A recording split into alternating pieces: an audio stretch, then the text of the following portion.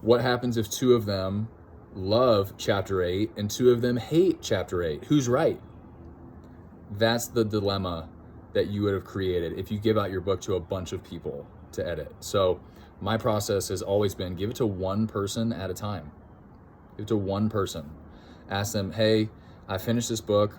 I'm super excited about it. Just read through it with a pen in your hand and just think on paper. How's that land with you? And that does not mean that you're going to use everything that they say.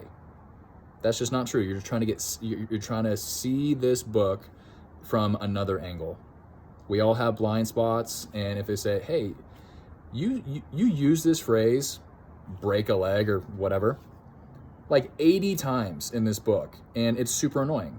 You might not realize that. So you just need somebody else to take a look at it. But if you do it one at a time, then you can see that person's comments, and you're going to use some, you're going to throw some out. You'll then apply the change, like, oh, I didn't realize that I say break a leg way too often. Let me eliminate those. You then apply them, and then you give the book to the next person, person number 2. They then look at it. They have a totally different personality.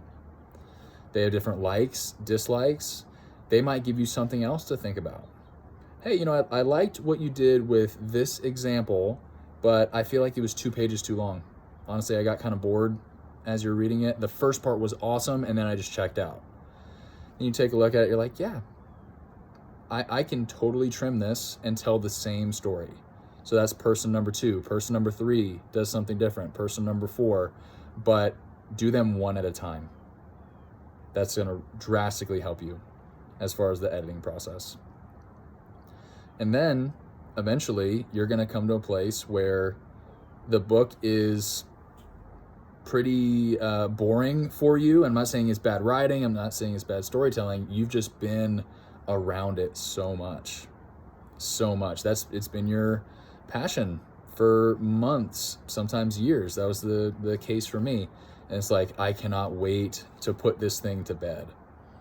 That is when it's time to move on. I would also trust the people that are in your life, the editors that have basically said, hey, this is good.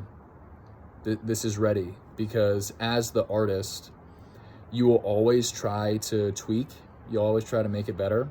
And I use the example of a song. If you write a song in 4 hours and you finish it that day, there's no way that you can accumulate more life experience. Or I should say, let's say a week goes by. That's a week's worth of life experience. You're basically the same person. Whereas if you're writing a book, you might have accumulated 500 days of life experience, a year and a half, 2 years. You are a different person from when you started the book to when, where you ended the book. So that's just something to consider, because as you're writing a long form piece of art, you're gonna change. So you just need to be willing to say, okay, this is the best I can possibly do with who I am today. And if you stick with this, you're gonna become a better writer. If you're continuing to grow in maturity and wisdom, you're literally gonna become a better human.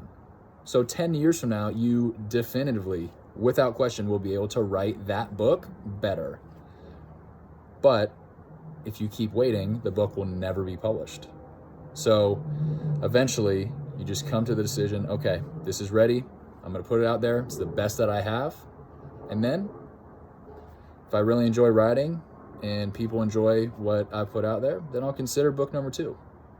So when we look at the writing process, I would say, number 1, 90 minutes.